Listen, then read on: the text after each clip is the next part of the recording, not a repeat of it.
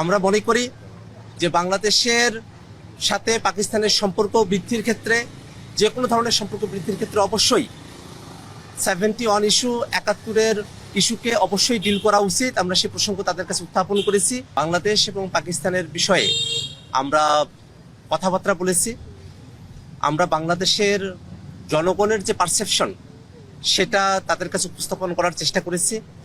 জাতীয় নাগরিক party NCP মনে করে বাংলাদেশে বিগত সময়ে পাকিস্তান এবং বাংলাদেশের মধ্যকার যে শত্রু ভাবাপন্ন সম্পর্ক ছিল সেখান থেকে উন্নতির সুযোগ রয়েছে এবং সেক্ষেত্রে বাংলাদেশের জনগণের যে পারসেপশন সেটাকে সব থেকে বেশি সেন্সিটিভ আকারে আমাদের বিবেচনায় রাখতে হবে।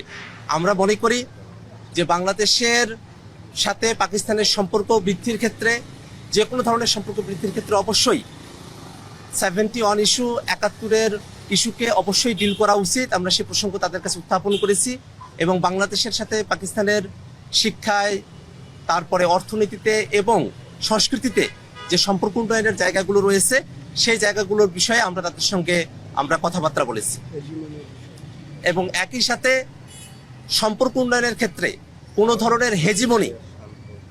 ধরনের হেজিমনি যাতে কাউকে প্রভাবিত না করে, কোনো ধরনের বিগ ব্রাদার সুলভ যে আচরণ সেটা গোটা দক্ষিণ এশিয়া নিয়ে আমাদের যে চিন্তা, যে গোটা দক্ষিণ এশিয়ায় আমরা যেসব প্রতিবেশী দেশগুলো রয়েছি তাদের মধ্যকার সম্পর্ক হবে ভ্রাতৃত্বের এবং তাদের মধ্যে কোনো ধরনের হেজিমনি, কোনো ধরনের আগ্রাসন, কোনো ধরনের আধিপত্যবাদী মানসিকতা থাকবে না।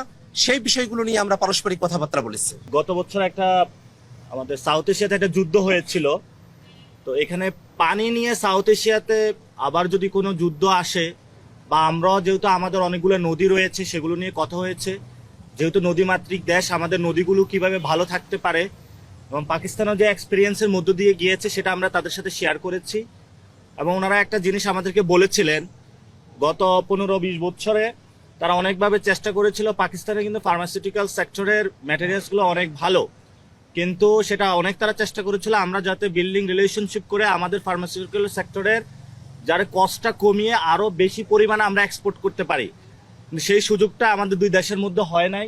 এগুলো নিয়ে কথা বলেছিলাম। আমাদের কালচারাল হাউস এখানে করা যায় কিনা সেটা নিয়ে কথা বলেছিলাম এবং আমাদের ইউনিভার্সিটি লেভেলে যে এক্সচেঞ্জ যে প্রোগ্রামগুলো সেগুলো কিভাবে ডেভেলপ করা যায়, ডিফেন্স সেক্টরে কিভাবে করা যায় সেগুলো নিয়ে আমরা কথা হয়েছে। তো আমরা আমাদের যে 71 ডিলের যে ইস্যুটা আছে সেটা যেমন রয়েছে তেমনিভাবে এই দুইটি দেশের মধ্যে গণ অভ্যুত্থানের পরে 24-এর পরে কিভাবে হলো বাংলাদেশের সাথে অন্য দেশের ফরেন পলিসি হবে, এটার বড় একটি আজকে মিটিং হয়েছে এবং সেটাতে আপনারা দেখেছেন পাকিস্তানের ফরেন মিনিস্ট্রির সাথে। তো আমরা আশা করি যে দক্ষিণ এশিয়াকে সার্ককে কিভাবে আরো অ্যাক্টিভ করা যায় এবং আমাদের এখানে একটা ইস্যু উঠে এসেছে, ভারতের কারণে সার্কটা ইনঅ্যাক্টিভ হয়ে আছে। সো আমরা পাকিস্তানের সাথে এই বিষয়ে কথা বলেছি। পাকিস্তানও অলসো দ্য নিউক্লিয়ার স্টেট, সেখানে পাকিস্তানেরও অনেক এই সাউথ এশিয়াতে প্রভাব রয়েছে। কিভাবে সার্ককে অ্যাক্টিভ করা যায়, অর্থনৈতিক জায়গায় আমরা কিভাবে প্রসপেরিটি নিয়ে আসতে পারি সে বিষয়ে কথা হয়েছে। আমরা তাদেরকে বলেছি 71 ইস্যুটা দ্রুত সলভ করা উচিত। তারা বলেছে তারা এটাতে অগ্রগামী এবং দে আর রেডি টু ডু ইট।